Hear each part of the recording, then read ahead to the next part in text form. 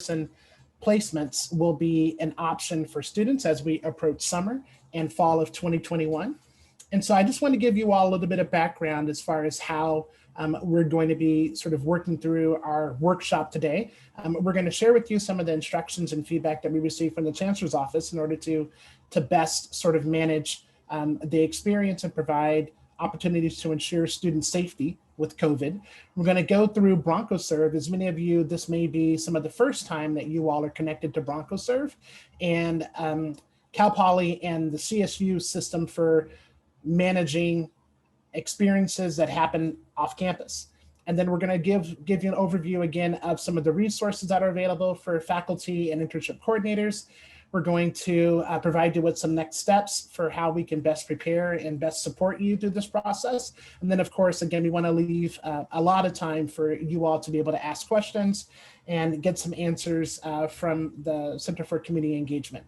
And so with that, I'd like to introduce you to our team. As I mentioned earlier, many of you all have not had the opportunity to interact with the CCE as the names and faces have changed. And so for us, although I've connected with many of you via email, this may be one of the first times that I'm seeing you in person, and then also opportunity to connect you with our group. And so with that, I want to introduce you to Marissa Setawayan. She is our Assistant Director for the Center for Community Engagement, and she has primary responsibility for supporting engaged learning opportunities. And so that is our academic internships as well as our service learning. Joining us today, as well as Jocelyn Yap. She serves as our administrative analyst and helps to support the budget for us. And then we also have Queenie Du joining us, and she is our our cooperative education coordinator, really helping to manage the paid co-op experiences that are connected with our industry partners. And so please note, today's session is going to be recorded, and we are going to have it available on our campus website, as well as attempt to post it to YouTube. So if folks have missed this meeting from your department and you'd like to share it, you'll have the links available to share.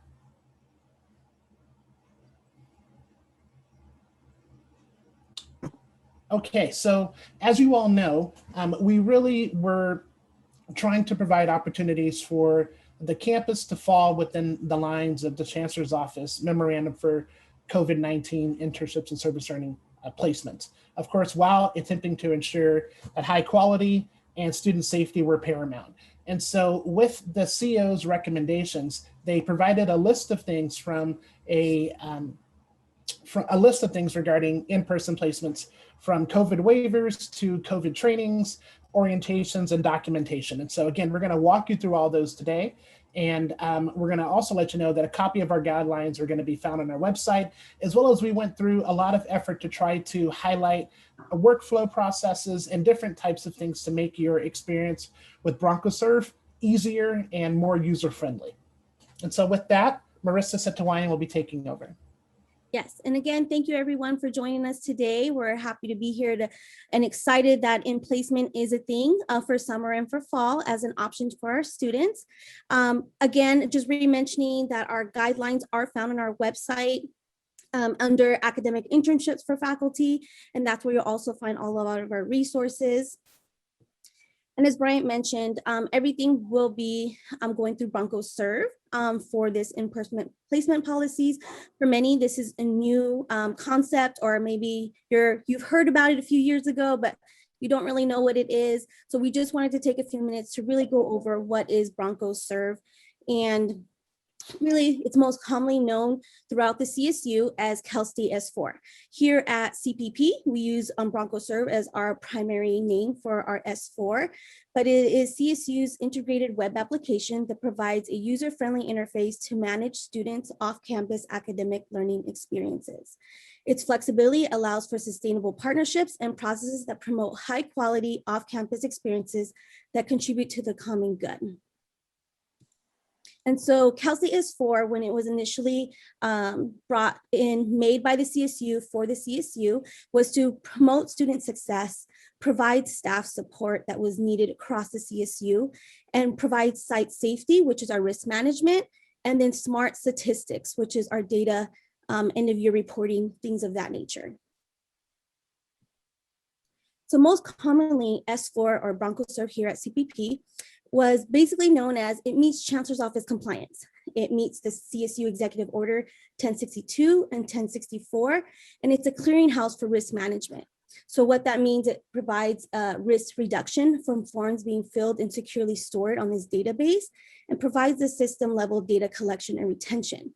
The reason why S4 was even a conversation within the CSU is because for many, for the auditing purposes, whether it was housed at a CCE office within the CSU campus or within the department or faculty, a lot of it was with just one person, most likely it was paper, lock key, filing cabinet. And so when the auditors came, there was sometimes that person wasn't available, they couldn't find the forms. So in order to alleviate those issues and to really provide some quality support for our staff who are handling this information, is to provide an S4 where things were electronically stored, that it could be easily accessible. If for whatever reason the faculty member wasn't able to access it, for whatever reason they were on leave or anything, our office would then have access. And then even our S4 support would also provide access if needed. So it was a way to really help the different CSUs. But BroncoServe is more than just that. As we mentioned, it's sustainable partnerships. So once a partnership is approved on BroncoServe, it is approved for 5 years. So if that site has any additional opportunities for our students to be able to continue the partnership, they have 5 years to continue to upload those opportunities for 5 years with no issues. So it really provides an opportunity for them to continue to engage our students, and at any time students are able to view them on BroncoServe.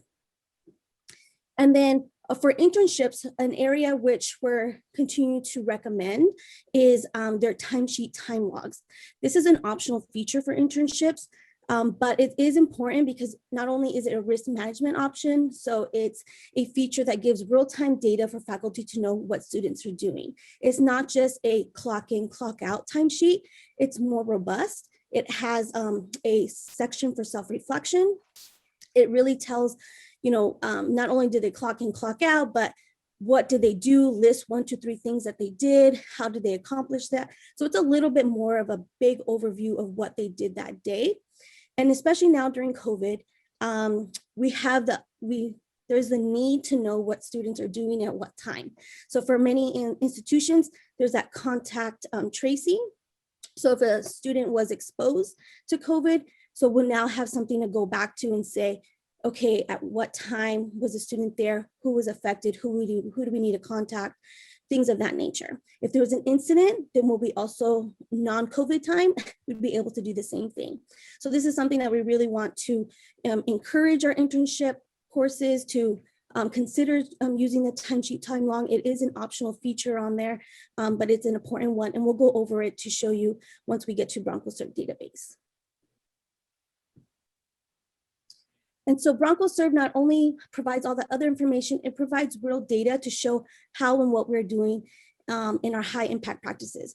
It allows us opportunity of reporting the needs that are needed at the chancellor's office, as well as if there's a request from President Coley, or if there's a grant opportunity that you need to be able to connect to a partner or to a focus area, we do have the data to be able to provide that in a clear and well-rounded for the year or for whatever is needed for. This is something that we can attain in real time.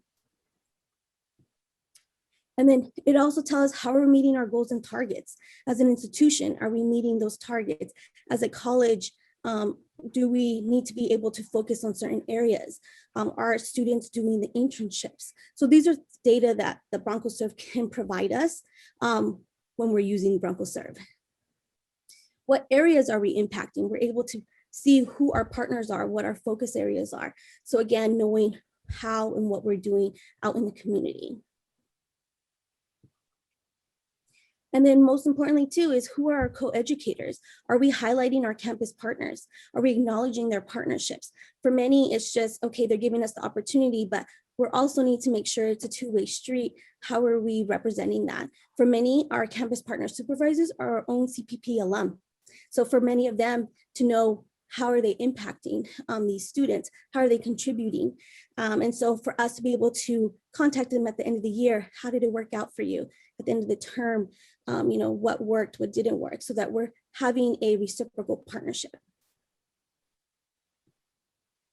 And then last but not least, BroncoServe gives us the ability to tell our students stories. I think for many students, they aren't able to articulate that, or they're not able to express it as much, but that's what BroncoServe is there to help us through the evaluations, through their self-reflection logs. You know, what is their successes? What are their accomplishments, so that we can be able to be their advocates and be able to highlight that. And then also for our incoming students or any students that be able to recognize themselves in these students, like, wow, you know, this student was able to do that. I see myself in them. Maybe I can attain that too. So being able to really tell their stories a little bit more is something that BroncoServe can really do for us as well. And so with that, I know internships, for many, we all wear different hats, and you're not only doing internships. And so there is a lot of information that goes into internships. So we're definitely here to help you and help you navigate through this. We have worked recently in redoing a lot of our processes, revamping everything to include the COVID language, and to really help guide everyone that is doing the internships, from faculty to internship coordinators to students and our campus partners. And so we do have a up-to-date handbook on our website that really breaks down the process from internships from beginning to end, with recommendations, expectations, the process. We've revamped our website to include a lot of this information, as well as the FAQ section. And then we've also, as we mentioned earlier, we have visuals, workflows to really assist the students in those areas. And then what we're currently trying to work on is a how-to guide video that's specific for BroncoServe. In the handbooks, you will find a how-to guide, but it's connected to the S4 support. So that would be the overall CSU how-to guide. But we want to really make one that's specific for our institution that looks like what you see when you log in. So we are working on that and hope to get that done within the coming weeks. And so let me just go ahead, and hopefully this will follow me to our website. If Brian or Jocelyn can tell me you're following me. Okay. Yes. And so you'll find us here at our website under faculty academic internships. If you scroll down, you'll find our handbook here, as well as a workflow here. And then again, as we mentioned, the policy for the guidelines are located here. And then also quickly mentioning, as far as for students, they all have very similar process, but something that may be important for you to share as you start talking to students is we do have a very specific checklist for students. Let's see, and it's still following me? Okay. And of what is expected of them, because it is a lot of information. We do realize that even for us, you know, we have to, okay, what was required? What is needed? So this is something that you can help to assist your students if they have any questions, exactly what is needed from them. It breaks down, these are active links for them to be able to go to the COVID training material, what is needed in BroncoServe, and then reminders again, specifically for sites that are new to CPP that are not on BroncoServe, there is additional paperwork that is needed from those sites in order to continue the process in BroncoServe. And as just a recommended time frame, in order to ensure timely process, we do recommend 4 to 6 weeks prior to their internship experience to start, that they complete this paperwork. They do have up to the first 2 weeks of classes, but we are very short. Not short, I am short, yes, but short staffed. There's very little of us with a lot of forms coming in. To be quite honest, we cannot do so many processes at the one time. So in order to ensure that everything's done in timely and a process that's done seamlessly for the student, we ask that you do, that you really recommend that they start their paperwork 4 to 6 weeks with their site placement, because students won't have access to be able to do much on BroncoServe if that site isn't on BroncoServe yet. So they need to be able to link. And so, moving from there, hopefully I can continue to go back and you guys let me know if it continues to follow me back to our PowerPoint. It followed you back. Oh, before you ask a question, I would like to add that what we're going to try to do, if you can type your question into the chat, and then this gives us an opportunity to kind of work through the presentation in hopes that we may have covered your question. But if not, we're going to work through the chat in order to make sure that we have time for all of it. Thank you so much. And then I also wanted to add what Marissa is getting back to her spot in the presentation, Yes. that the biggest thing for us too is really identifying a space where we can put all of the information so students don't have to bounce around between the Safer Return to Campus website, between the student health website, between our website. And so we have it all on one spot so that it makes it easier for everyone to be able to follow and know exactly what the process is. Yes. Okay. So then now we'll go ahead and do an overview of the BroncoServe database. So this will be first starting off with what is the student view and then what the faculty view will look like. Just as a reminder, if you're new to BroncoServe, Google Chrome is a recommended web browser for this. If you do use any of the other ones, it does work, but some of the functionalities will change. And so S4 really recommends Google Chrome as that web browser. So let me go ahead and stop share again, and let me jump to BroncoServe.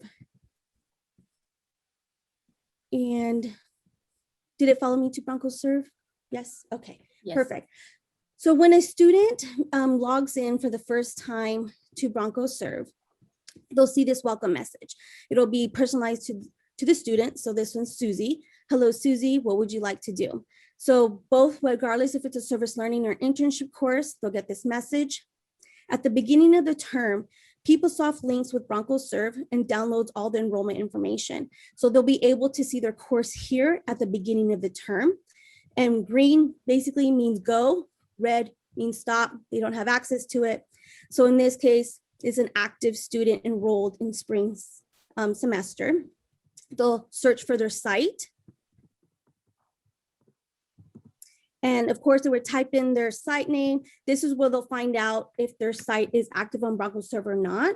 They should hopefully know before then, but if it's new to them, then they would stop. If they don't find it, contact us, let us know, hey, did my site submit paperwork? Or they can contact their supervisor and say, did the authorized person fill out the paperwork that's needed at my institution? And that could be a reminder, oh, okay, oops, we forgot, let me submit it. And that's why we give that 2-week time frame. So for testing purposes, we'll go ahead and do our testing site here. So the student would select their site after reading the information. It'll tell them from what term, again, as a reminder that they're pulling the enrollment from. The student would indicate how many hours. And then this is as they progress, if you notice, it'll keep moving until they can finish. And then finish placement, it's red again, stop. They're not done with what they need. They need to complete these forms. So these are the forms that we were discussing earlier that's required. This is the optional form. And so they'll click on that, read the information. Yes, I agree. No, I do not agree. They'll have their information. They'll ask for their Bronco ID again. And this is, again, a second security verification, making sure it is a student who says they are who they are. And then they'll sign. And then are they over the age of 18? Yes. If they indicate no, they will see a stop and additional information is needed from them because they are a minor. So for here, we'll just put yes. They'll submit that. And then we'll move on to the next one, which is their internship learning plan. This is the COVID-19 one. And then I'll have to fill this out. So please be patient with me as I type these in. And so it'll ask their emergency contact information, their relationship, their number, their secondary,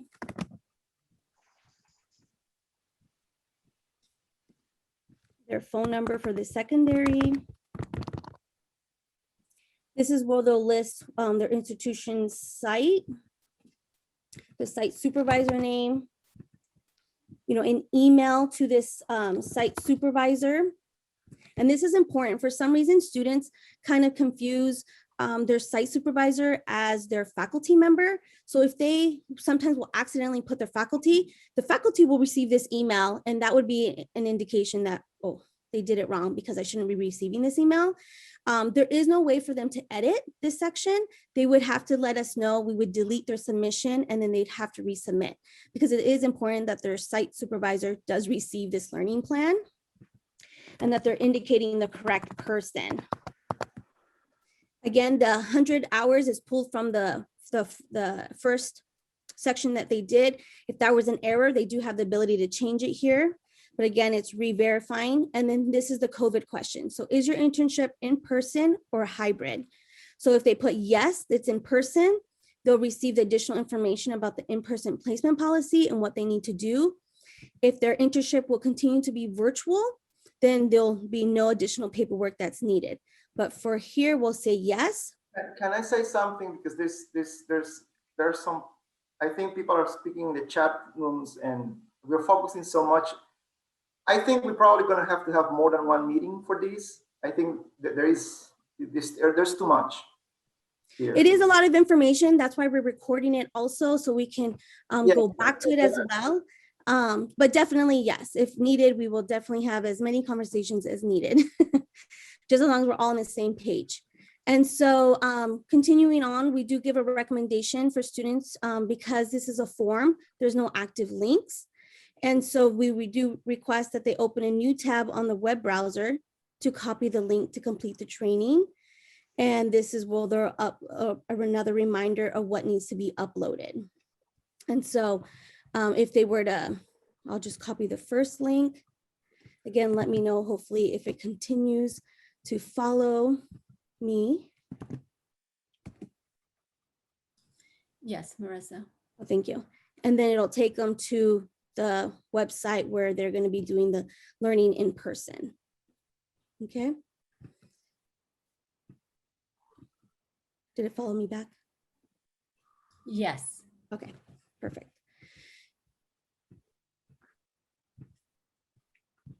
And then this is again, will they'll upload their information.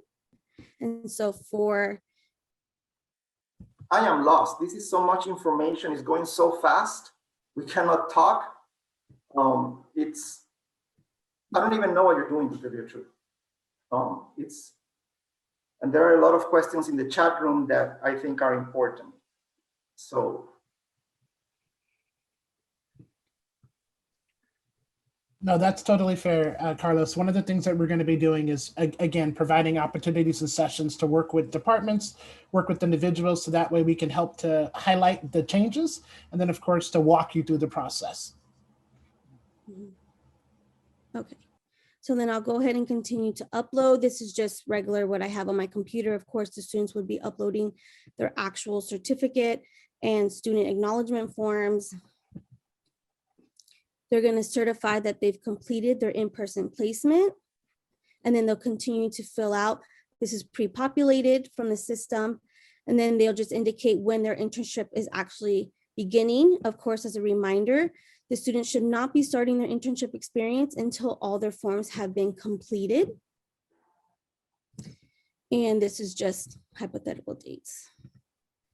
This is where they'll include their learning objectives, what they plan to learn from their internship, how will this internship enhance their academic knowledge, describe their activities, and then if there's any risk, which they would have found on their placement site information, they would list them. If there's not anything, then they would indicate NA, as it says here on the side. And then this is just an overview for students as a guide of like do's and don'ts, health and safety guidelines, what they're agreeing to. And again, it's recertifying. The students would just put in their information again for security, making sure they are who they say they are. They sign. And then they submit.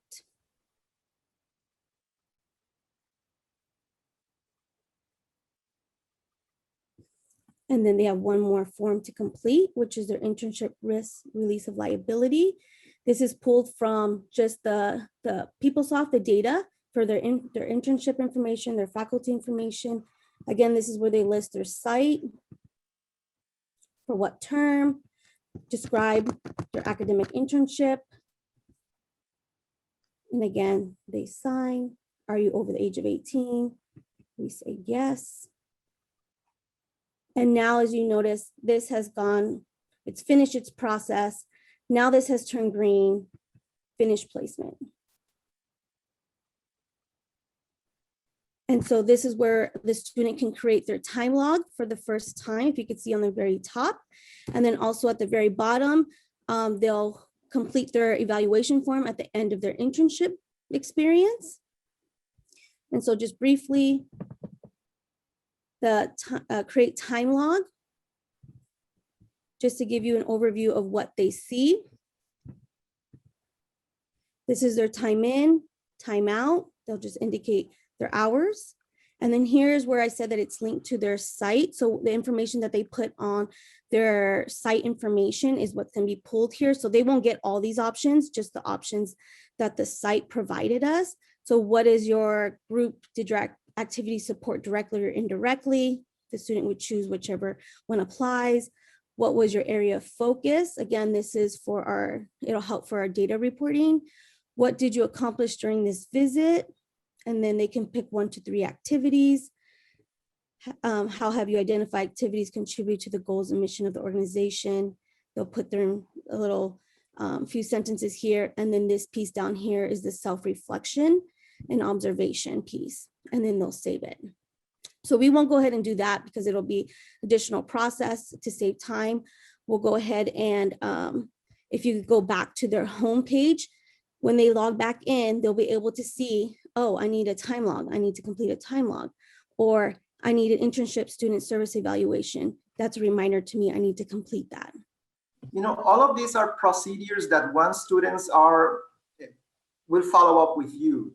What we need to do, I think, as department chairs, what we need to know is more the administrative process, more than just what happens inside Bronco Serve. How do we channel students to Bronco Serve? What are the instructions we need to do to tell students? And those instructions come from you. But once they are in Bronco Serve, you know, so for example, some people have questions, and yeah, we're almost there though. We'll get to it, promise. Okay, so just now we'll go ahead and view the faculty side, and then you'll be able to see if there has any questions. It is important to go over what the students will see because there is, as right now, there is no screenshots of these. And so going over it, we felt is important to be able to see in real time what students are seeing, so then you better assist them, whether they're coming to you, they're coming to us. And so we'll go ahead and briefly go over what the faculty see. And so if you just go ahead and let me switch to a faculty view, and then we can go ahead and continue.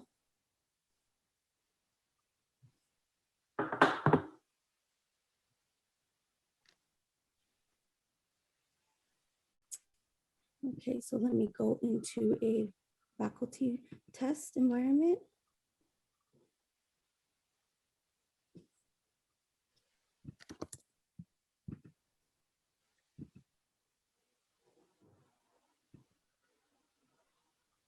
So when a faculty goes ahead and goes into Bronco Serve, they'll be able to view this. It'll be very similar to the students. Hello, faculty name. What would you like to do? You're going to manage your courses. You'll be able to view all your courses, but of course you'll be going to the one that's most current. This will be, right now you only have 1 test student, but you'll be able to see the students in your course. Who has completed the forms? Where have they been placed? Where their last time that they've logged in. So if they're saying, oh, I need help, I'm not sure, you know, I've tried, and you look and you don't see a last login, I'm not sure where they're logging in at, but this will help be able to see, okay, I see you last logged on this time. Let me see what else we can do. You can see the student form. So this is, again, a way for you to be able to see how they submitted their COVID paperwork. Where is it that they've filled it out? You can download these forms if you wish. This is the learning plan. Again, you'll be able to see this copy, be able to see what they've completed.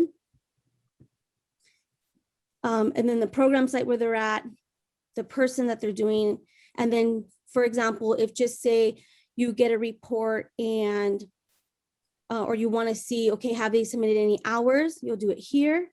And then you can send mass emails to students too. It's getting close to the middle of the internship. They haven't done anything in Bronco Serve. They haven't filled out their paperwork, but you know that they're doing in-person placement. Then, you know, you can send out mass emails. Hey, this is the deadline to submit all your paperwork. Here's a mass email. I can send you everyone who needs it an email. And so that's the information that the faculty be able to see and be able to facilitate to help with the COVID paperwork and be able to see who's doing what in their courses. And so let me go ahead and that is it for the Bronco Serve. So I will go ahead and stop sharing. Let me go back to our PowerPoint.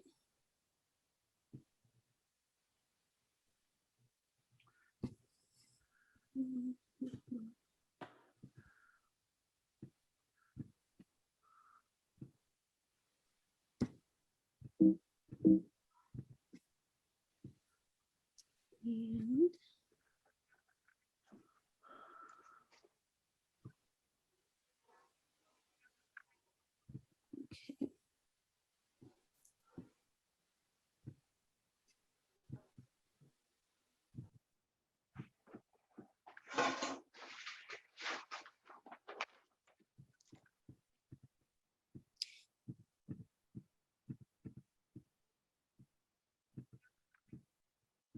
And so here is a copy of, sorry. Again, this is a copy of what our campus partner receives from that learning plan. The reason why it's in the learning plan is because all parties involved get a copy of the learning plan to be able to then verify that these COVID-19 guidelines are being followed. So faculty are able to access it through Bronco Serve. Students are able to access this information, view their submission on Bronco Serve, and the campus partner who does not have access to a CPP or Bronco Serve, then they would get an email with information and attachment, as well as the links to say what they provided is here, and then what the student has provided is there. And this is verification, again, that the student is ready for their internship for in-placement. And so the next steps that we are indicating is that, you know, as students, we're already getting emails. I'm sure different departments are also getting contacted by students, is really to help by informing the students of these new guidelines and process. We have everything on our website to help assist everyone, whether it's the handbook that they're using, it's the visuals, the workflow, or the in-person placement checklist items. Those are available to everyone. It's in everyone's section. So if you could please help us be able to, you know, be able to share that information. Also, discuss a time frame with to how to submit the paperwork. For some students, you know, they're getting all the information. We have fantastic students who want to be on top of it and submit the paperwork now, but their internship isn't starting till fall. Well, it's too early. We wouldn't be able to have access to Bronco Serve until the beginning of the term. And then again, especially if they're a new placement site, then of course we are also recommending 4 to 6 prior to the internship to really start all the paperwork, which is available on our website as well. We do have a recommendation to add the COVID language that's on the handbook to your syllabus, and then mentioning Bronco Serve, and possibly if there's time available, discuss at the beginning of the term so the students are aware of the steps that are needed. And again, we provide all that information on our website, and we'll be happy to help any way we can. And then for you as a faculty member, familiarize yourself with Bronco Serve for your area and your faculty page. If you have any questions, feel free to reach out. We're constantly trying to do our best to provide the best trainings and be able to offer more to faculty to make sure that this is a seamless process. And of course, if there's any feedback on Bronco Serve from you or your students, we are open to that. We can't necessarily make too many changes on Bronco Serve because, as you can imagine, this is a CSU. So it's throughout all the CSU campus. It's kind of not individualized per campus per se, but if there's something that is coming up here that's important, we meet monthly with all the CSUs that are within S4 and the S4 support team, and we let them know, hey, this is something that's been coming up a lot on my campus. Is it something that we could possibly update? Then they'll take our feedback. Because this is a CSU made product for specifically the CSU, they are wanting to help make it the best possible and easiest way that they possibly can. If that makes sense. And then, of course, as we've all been waiting for, here is our Q&A section. I know, as you mentioned earlier, that there is some questions in the chat. I'm not sure if Jocelyn or Brian has been monitoring that. If we want to start with those first. Yes, and so the first question received in the chat was regarding notification for when agreements expire. And so what I mentioned was that the CCE, we do receive notification within BroncoServe of expiring agreements. That gives us enough time in order to allow for us to be able to satisfy the terms of the agreement, so be able to renew the agreement, and then of course alert instructors and faculty that the agreement is expiring. And then if there are some changes that need to be made, we can make those changes. But if no changes need to be made, then those agreements can be renewed rather quickly. And yes, the instructors are not notified of when the agreements expire, but that is one of the benefits of working within BroncoServe, is that the CCE can help provide the administrative support for that process and alert you to the terms of the contract and which ones are nearing the end of their term. And then, of course, we have a lot of questions about the workflow process for how we are working with partners, how the internship partner agreement is due, and when students enroll in the course. And so there's been a lot of questions about that, and we can hear and feel your frustration as it relates to when students are able to have access to the forms. And this, again, is due to the fact that this is a CSU system-wide effort. It is connected to PeopleSoft, and unfortunately, the terms in which the course data is pulled to when we become available to have it in our system is not long enough. And we completely recognize that. One of the biggest challenges we've had is that students are not just trying to complete their own forms, they're also trying to complete the partnership agreements at the same time. And I think that's where the process is broken down. And so it is fully understandable for a student, and it's fully available for a student to be able to complete their forms within the first 2 days of the academic year. The academic session or the term. We're looking for the learning plan, the signing of waivers, and for them to essentially sign their risk management forms. And so it's not an extraordinary amount of things that we're asking students to do. The challenge is when students are waiting to that same time frame to start initiating the partnership agreement, where they're going out and they're seeking their internship partner, and they're waiting for those forms to come in order for our team to be able to approve and make those forms available. And so I think that's where the big disconnect is as far as which forms are available at what time. And so hopefully we've been a little more clear about it, and we are trying to communicate this new workflow so that way everybody's fully aware of what the expectations are and sort of what the process is. And so for students who are doing their internships in the summer and in the fall, if they are seeking new partnerships, they can go ahead and start those forms now. We receive those forms, we work through those forms when they arrive into the system. We go through them, work through them, review them, make sure that they are appropriate fits for what is needed. And then we approve those forms within BroncoServe and make them available. So that when the new term starts, the student will be able to connect their internship with that placement site. And hopefully that may make things more clear. I see we have new questions in, and so are the new questions related to that? Okay, I'll keep working through the questions, and then Jocelyn, if you can help me as well for things that I may have missed. I know there was a question about on-campus opportunities and how on-campus internships can be listed and be made available.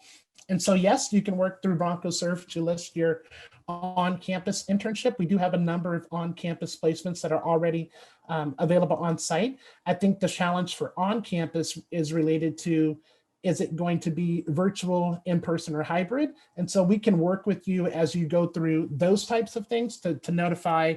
So we do have some logic built into our forms. And so if the student is selecting their internship is going to be virtual, then they don't necessarily need to complete all of that paperwork. If it's going to be hybrid, there's a logic model that highlights what they need to do for a hybrid opportunity based on the number of like how that project is broken down. And then of course, if it is in person, then we have all of the requirements and trainings and such that support the in-person option for students. And so that same thing would be applicable for on-campus opportunities as well. Okay, do we need to know how to go, okay, so the question is, do we need to know how the students are going to go through the process? And yes, we think that is helpful. So that way you get a chance to see it from the student's perspective, as well as you know what the expectations are from the partner, as well as from the faculty coordinator. And so that's why we spent some attention today really highlighting how in BroncoServe the viewpoints are. The only viewpoint you didn't see today was the viewpoint of the faculty partner. Really what they're able to do and what they have access to are the initial forms, and those are available to them without needing credentials. They can receive the forms from our website or be shared from the faculty member or student, and then they can access and work through their form process, and it goes into the S4 database from there. And then we'll work with the partner in order to ensure that the needs are being met and that process is available for students. Will students receive a video guidance of registering their new internships? So that's something that we are working on. Again, be mindful of the fact that although we started working on the process and identifying the process to approve academic internships, we didn't receive announcement that those were approved until mid-April. So we do need some time in order to work through and prepare a video for students to be able to access, to walk them through how to register and utilize this new guidance for their internship. So in time, absolutely. What is available today though, we will have we do have a student guide, a faculty internship coordinator guide, as well as a campus partner guide. And so all of those things are available as we speak. They are active on our website, and we do encourage you to share those out with students who are registered for your summer courses, as well as students registered for your fall courses. As well as the visuals too. We have the workflow process that we worked for the students, faculty, and the campus partner. So if students, do not want to read through the whole handbook, that's fine. That's why those visuals come in of the process of just initiating how to work through an internship process. And then of course, specifically for in-person placement is that guide that you're very welcome to share with students as a quick overview of what's required. Thank you. And then in regards to the next question, for my internship last fall, my students and I never had our course available in BroncoServe. And at what point does our course show up there for faculty and for students? And so I hear you. This was a major frustration for everyone who was using BroncoServe last year. For a handful of courses, everything worked as expected, but for the majority of courses, it was an epic failure. They had an update that went wrong at the system office, and it essentially broke portions of S4. Unfortunately for Cal Poly, ours was broken the most and needed the most effort in order to try to redo it and make it available for every student to work. And so they have fixed those changes. And so hopefully, knock on wood, we won't have those same types of encounters this year. One of the neat things about BroncoServe and S4 in particular is that they are doing a really good job of trying to update the system and update the process to provide some help on the forms as students click them. There's going to be some more call outs and buttons that kind of guide folks through the process of what to do next.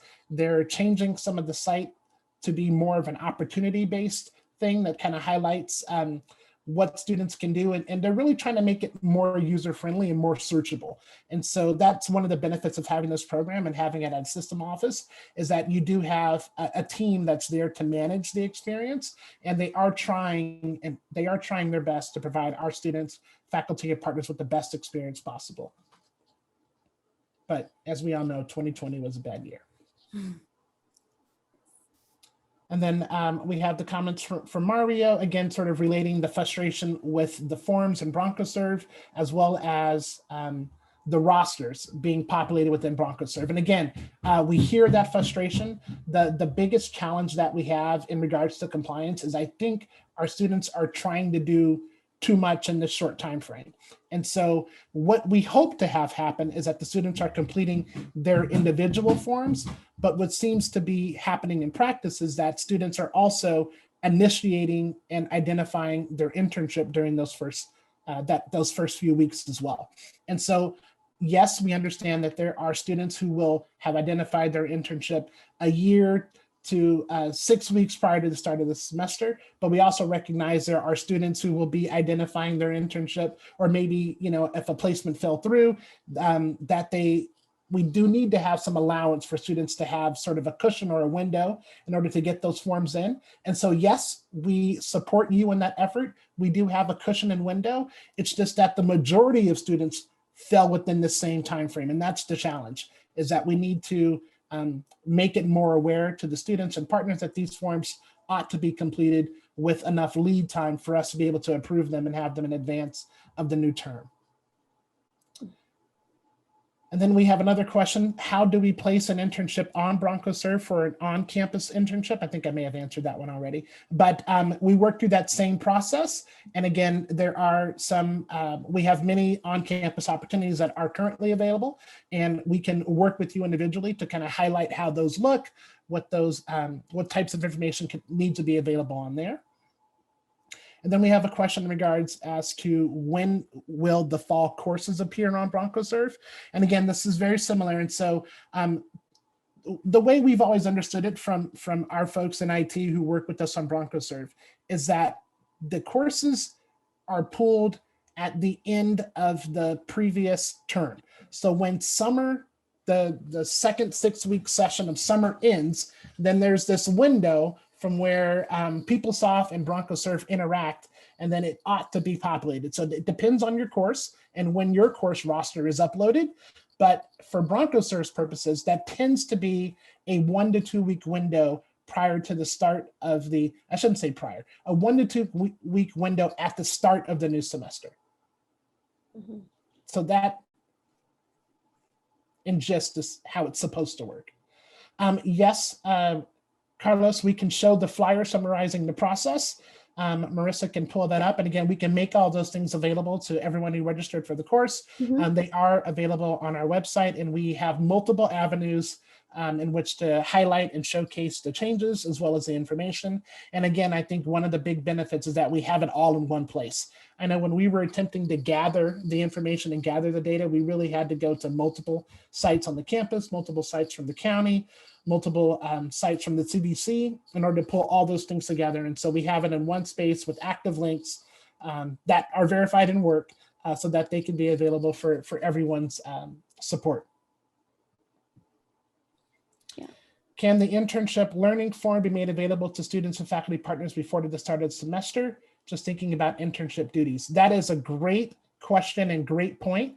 I know that when we were working with the folks from the Chancellor's office, this has been one of the main challenges when it comes to learning agreement or the learning outcomes for students to highlight, is that some of the learning outcomes and some things that we're asking students to complete are not readily available on the faculty, on the syllabus, as well as sort of just available in general. And so we do need to increase our coordination between what's available on the learning form. And so that's also why we wanted to ensure that you all had the opportunity to see it today. So that way you become more familiar with what we're asking the students and ways in which to have it reflected on your syllabus as far as what they're going to be doing, essentially student learning outcomes and how it is applicable to their academic internship.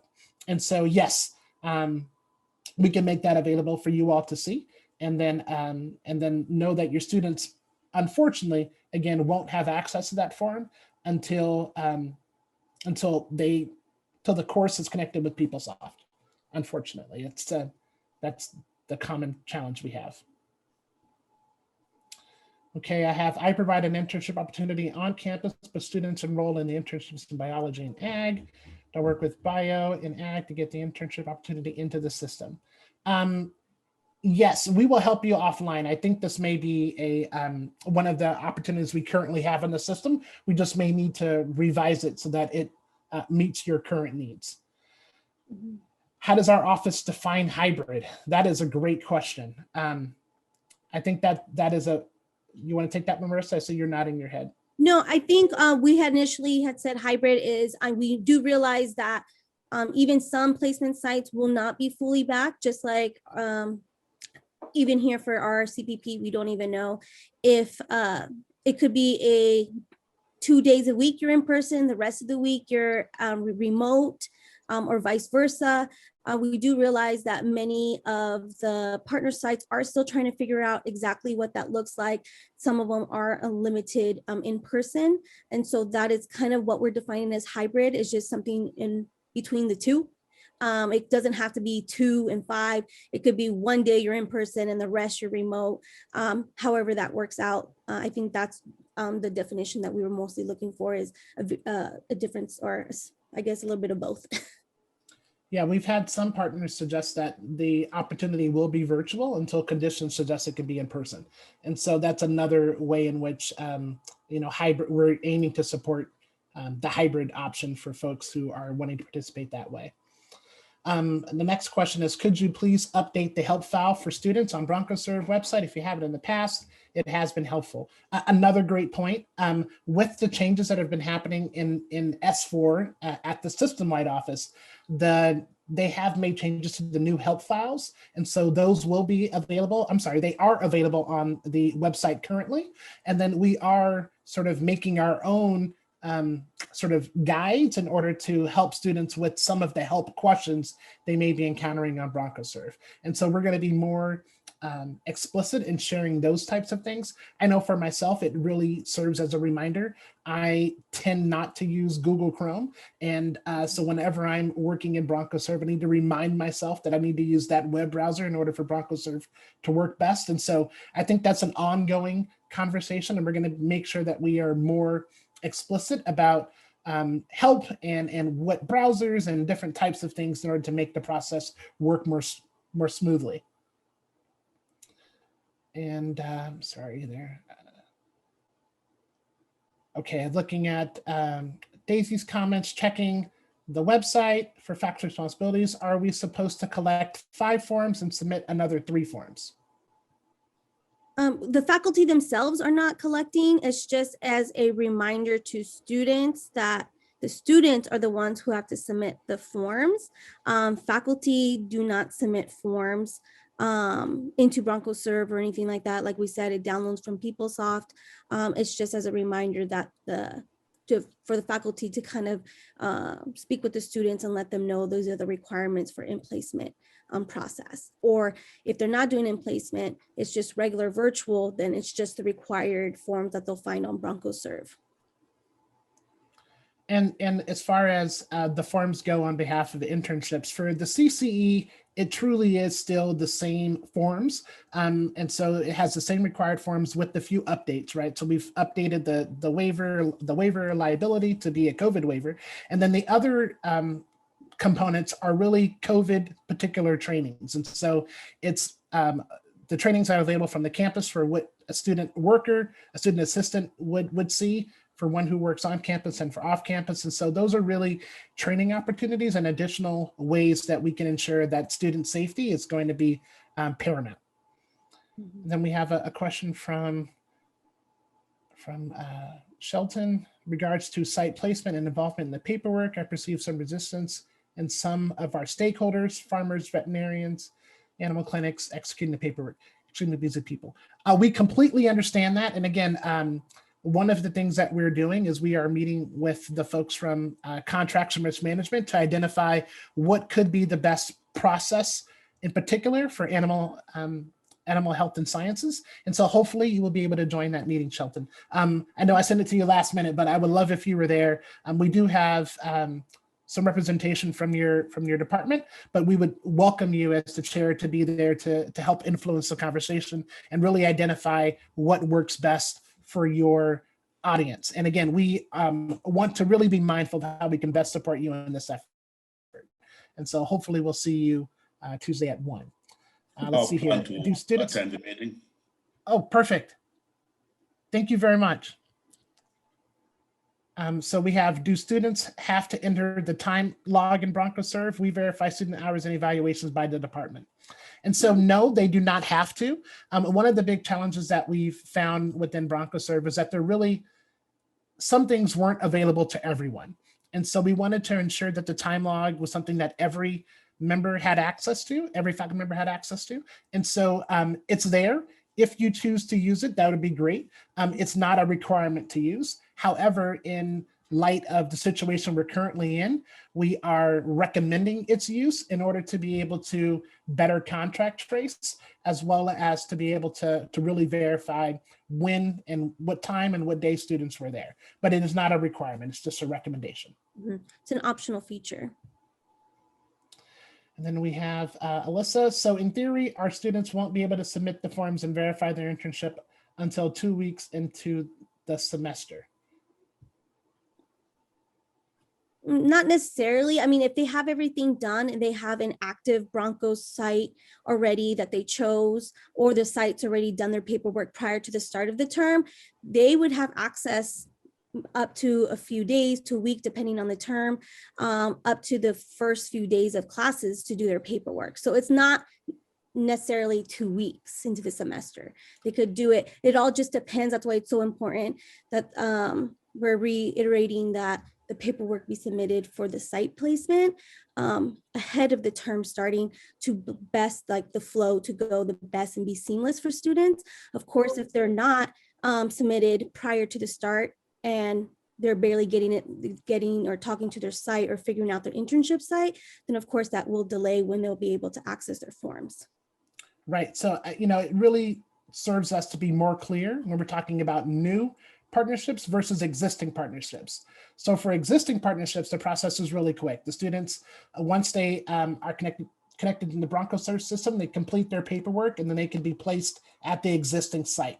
If it's a new site, the more lead time we have, the faster the process will be. So we're recommending that for new placement sites, we have that information into BroncoServe 4 to 6 weeks prior to the start of the term. And then that will ensure that when the term starts, it'll be available for students to be able to identify and get placed at their site. Hopefully that makes it a little more clear. For us, it really is process. Our process was broken. And then we have a whole new team that didn't know the process. And so now we've created one that's more manageable. And now we're communicating that process to you all. So hopefully that's a little bit more clear. And then we have the next question is related to, on one of the student forums, students are asked to state possible risk associated with the internship. In the past, I've seen things like stress, sexual harassment, injury, etc. Will these affect the approval of their internship, and does the CCE monitor these? And so, yes, we've had a really long conversation about some of the risk, and yes, it is important that those things are continued to be stated. It's a reminder of the risk associated with some of our placement sites. But no, it does not affect the approval of their internship unless unless the conditions present certain things. And so again, we are able to work with you. I know that our folks from Animal Health and Sciences, this has been one of the big challenges. This is why we're having another meeting, because there are some inherent risks working with animals that may not exist when you work with humans. And so we can work with you. We do monitor this. We work with risk management so that we can get to yes. And so that it's important that when you put some of these things, it doesn't automatically mean no. Mm-hmm. Okay, so the comments regarding Professor Miranda's comment is valid, especially within competitive markets that have higher expectations for catering. Thank you so much for the improvements. Thank you. I know that we are very sensitive to that. We do recognize that we provide a service, but we also have to make sure that the service we provide manages the risk for our students. And so this is the big challenge that we have. The sort of what is convenient for partners may not be convenient for the campus. And so we have to try to balance that. And with that being said, some of that balance comes with how your engaged learning program is happening. And so whether it is a course-based internship or whether it is a service learning experience. So that's the additional conversation that we can have. There are many forms of service learning. And so we may be able to find a better fit based on what your needs are. But again, from our perspective, we want students to have these kinds of experiences. We have a great relationship with risk management, and they are really encouraging and supporting us in identifying opportunities for yes. I think that's important to note, is that they want our students to have these experiences too. And so we're getting to yes more often than we hear no. There's going to be a Zoom link, which an assistant is available regularly. It's beginning to start its semester. That is a wonderful idea. I think we can definitely discuss that with our team to see how we can manage that and make that available. That is a great idea. Will students receive a notification about whether their internships are approved? And so again, for us, we're not sure. And so part of the challenge that we have is that we are receiving additional BroncoServe support from the Chancellor's Office right now. We are working with the consultant on a regular basis to really help us to better understand all of the different features that the system does provide. And again, you know, the entire team for the CCE is new. And so although many of us have come from other CSUs, unfortunately, we came from ones that didn't use the S4 system. And so we are familiar with it as far as what it does and how it works, but some of the very intricate questions that you may be asking, we're not quite sure what the students see. And so we will definitely follow up and get an answer for you on Monday. Yes. And then for any reason, if there isn't, by doing just a BroncoServe site search, they'll be able to see that if the site is on BroncoServe or not. So if they do the search and they're not showing up, then that's an indication that either something's pending on our end, we're working with the partner, or paperwork has not been received yet. And students have access to search the site on BroncoServe anytime prior even to the start of their internship. Okay, thank you. I know we're a little bit over time, but we're down to the last few questions here. And so, oh, well, fortunately, the questions kind of are the same. So that actually works. So the question essentially is, for courses that are not coded as internship due to administrative challenges, will they be supported in BroncoServe? Is that essentially the gist of the question?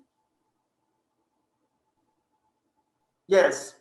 For Okay, 4990, those are supervisory courses, and there's some administrative issues with that. So we are offering 4990 courses that are special project, not internship, but students are doing an internship. Okay. So how can that be handled? Yeah, so I'll have to work with you on that to follow up. I know that we do currently have some 499 courses that are available in the system.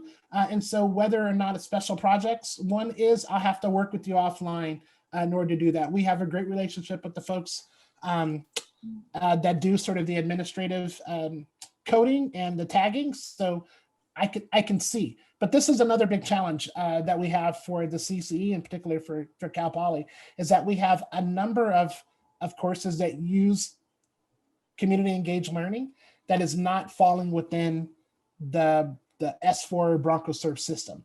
So that is primarily what we're hoping to be able to highlight, is how we can support and make your courses easier to manage, especially as you work with learning outcomes, as you work with partners, and how you manage risk for students. And so we know that working through BroncoServe, everything is going to meet the Chancellor's Office and the university's compliance efforts for COVID, as well as for managing the forms and the risk related to off-campus placements, because that's what our system does. And so we want to make things easier for you. We know that there are flaws, but we have a whole teams of folks able to help support you with discovering answers and working around those flaws. And so I'll get back to you specifically, Carlos, about that one. And then I'm going to go to the next one here.